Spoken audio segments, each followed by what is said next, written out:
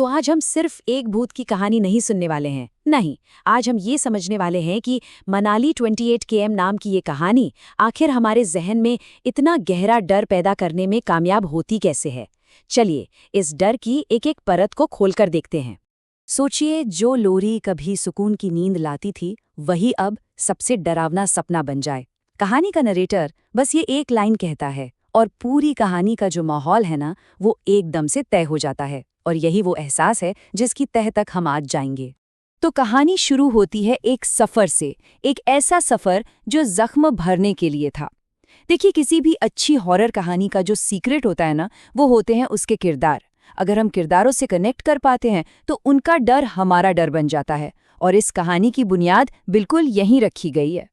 तो ग्रुप में है 4 दोस्त। साहिल, जो हमें ये कहानी सुना रहा है, अरुण, जो गाड़ी चला रहा है, उनका दोस्त चिराग, और चौथा समय, जो एक बहुत ही गहरे दुख से गुजर रहा है। और असल में ये कोई आम छुट्टी नहीं थी। ये सब मिलकर अपने दोस्त समय को एक बहुत बड़े सदमे से बाहर निकालने की कोशिश कर रहे थे। और यही इस कहानी का सबसे ज़रूरी हिस्सा है। समय का जो दुख है ना, वो सिर्फ एक बैक स्टोरी नहीं है। ये असल में वो कमज़ोरी है, वो एक दरार है जहाँ से कहानी का सारा डर अंदर घुसने वाला था। अब आती है चेतावनी, मौत की घाटी। और यहीं पर कहानी में वो मोड़ आता है जो अक्सर हमें डरावनी कहानियों में देखने को मिलता है। एक वार्निंग, एक ऐसी चेतावनी जिसे हमारे किरदार जानते बूझते हुए नज़रअंदाज कर देते हैं। डर को और असली बनाने के लिए कहानी हमें एक असली जगह पर ले जाती है, रोहतांग पास। और जानते हैं इसका मतलब क्या है? स्थानीय बोली में इसका सीधा सीधा मतलब है मौत की घाटी या लाशों का ढेर। मतलब जगह का नाम ही अपने आप में एक बहुत बड़ी चेतावनी है। और फिर ये चेतावनी सिर्फ नाम तक नहीं रहती।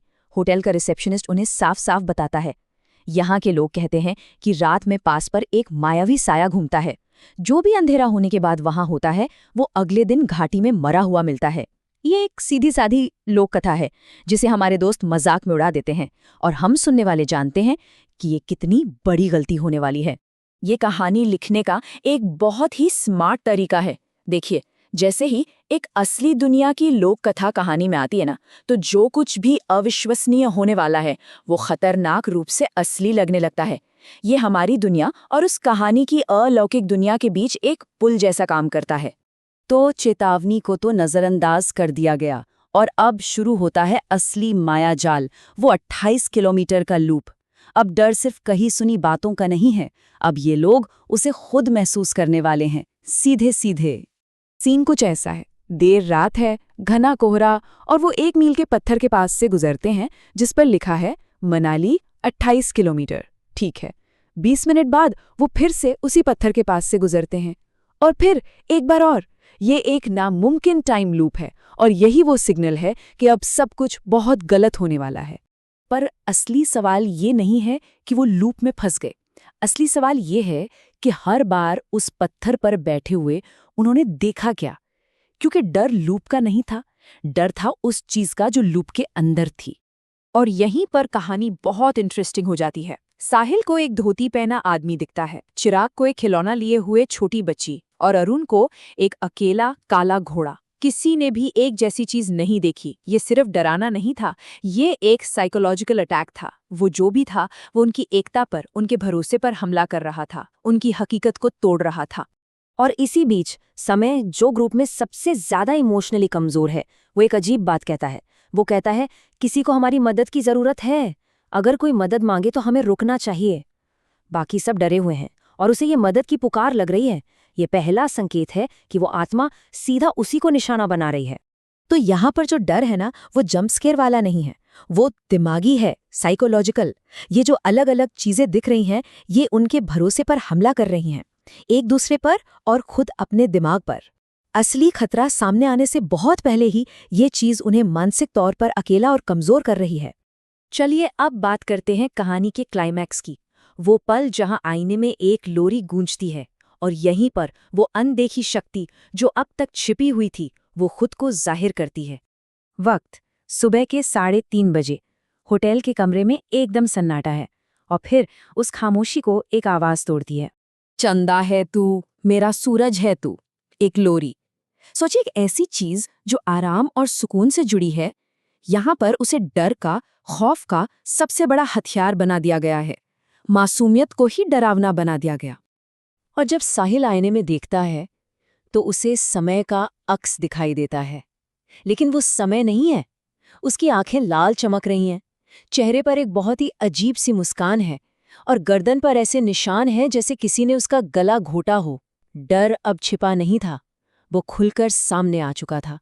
और फिर आईने में मौजूद वो अक्स एक बच्चे की आवाज में पूछता है, अगर मैं रात को तुम्हारी खिड़की पर दस्तक दूं, तो क्या तुम उसे खोलकर मेरी मदद करोगे? ये सवाल, ये कहानी के डर को अपने पीक पर, अपनी चरम सीमा पर ले जाता है। तो सवाल ये है कि ये क्लाइमैक्स इतना असरदार क्यों है? क्योंकि ये सुकून देने वाली चीजों को ही डर का जरिया बना देता है। एक बच्चे की लोरी, एक दोस्त का चेहरा, मदद की एक गुहार, इन सब मासूम चीजों को ही खौफनाक बना दिया गया है। और यही इस कहानी की सबसे बड़ी कामयाबी है।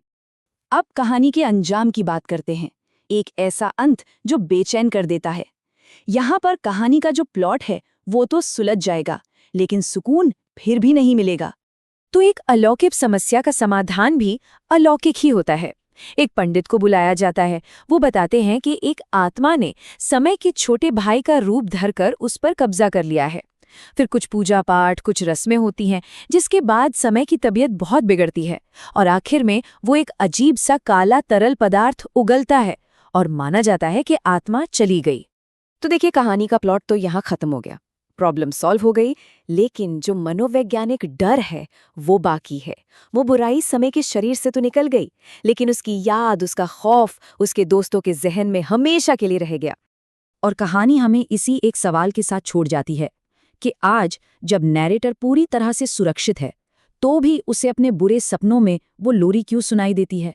शायद असली डर उस आत्मा का था ही नहीं। शायद असली डर उस याद का है, उस सदमे का है, जो कभी पीछा नहीं छोड़ता।